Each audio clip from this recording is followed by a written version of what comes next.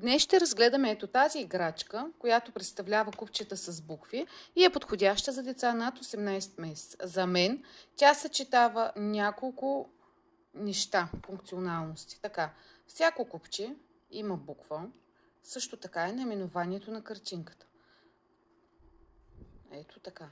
Отделно може да се види тук съвсем близичко, че има и число. Така, една друга функционалност на тези купчета е, че кантът е различен на всяка картинка. Това купче е с зелен. Това е с червено. Ето това е с синьо. Тоест имаме животни или предмети, имаме букви, имаме и цветове. Но това не е всичко.